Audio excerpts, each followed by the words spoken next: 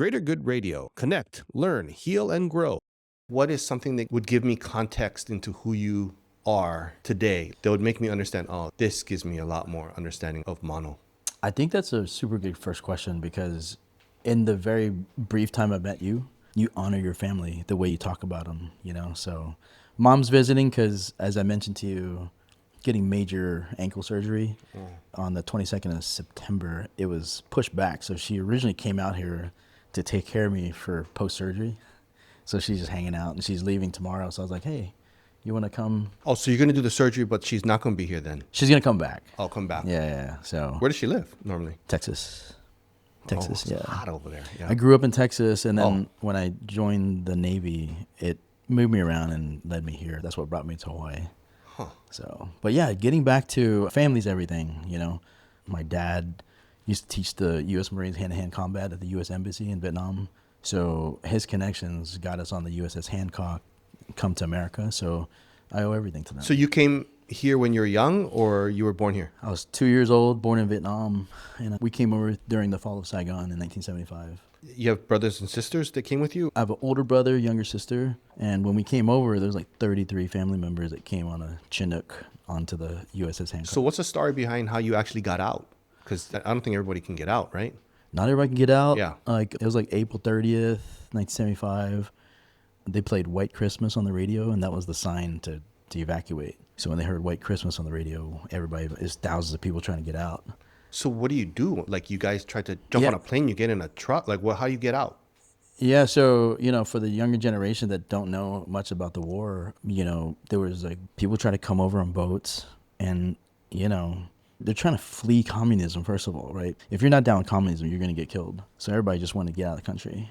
So a lot of people died at sea, whether it capsized. A lot of those boats, there's like pirates. People got robbed and raped trying to come to America.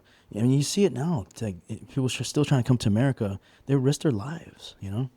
So we got lucky, man. My dad used to do some self-defense at the U.S. Embassy because he was in Operation Phoenix helping, you know, the South Vietnamese. And the Marines at the embassy knew him, and we got inside the gates on the last day. You can't really remember anything, right? So what they tell you, the White Christmas goes on, and then what do you grab? You can't grab much. Because you can't necessarily take it with you, right? You're pretty much just ditching everything and going, right?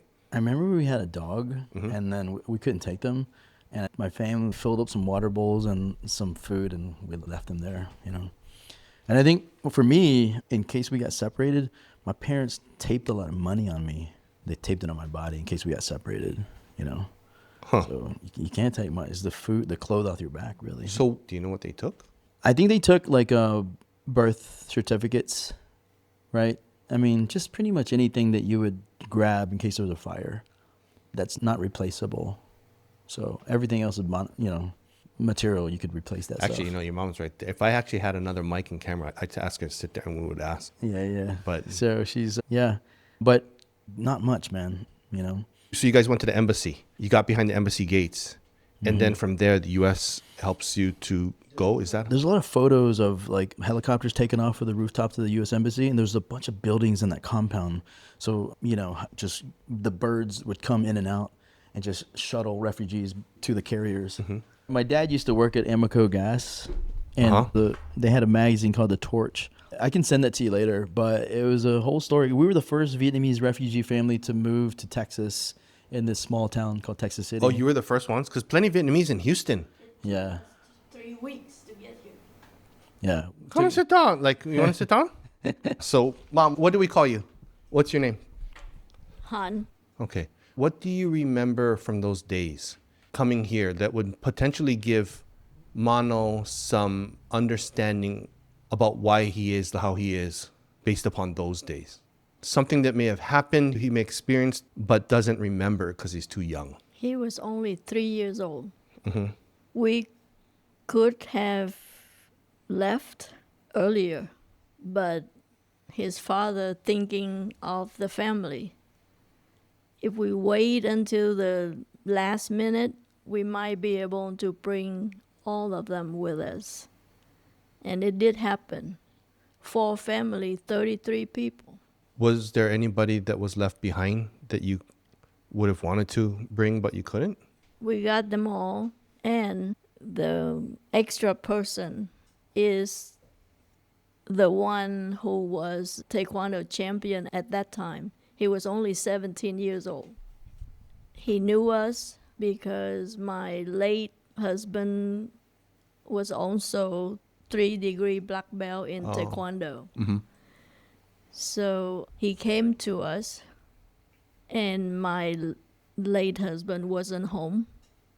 All I could tell him that go home, get a little bit of belonging taken with you, and then come back to us. When we leave, we can take you with us. And he came with us as a number 33 people. Was he just by himself? He was by himself. He had no parents. He came from a big family, sister and brothers. But because he's a champion at that time, so one of the 5-degree black belt Taekwondo took him in to stay with them. He can go to high school in the morning and came back in the afternoon, help taking care of the school, teaching Taekwondo. And this one is 17. So he looked at them like younger sister and brother. Cam is his name, but he was one of my dad's top students. And he, So he's like your brother, yeah, so or like an uncle almost, because he's kind of way older. yeah. If you resonate with Greater Good Radio, please join our community at www.greatergoodradio.com, where you can get access to exclusive content and offerings. Hope to see you soon.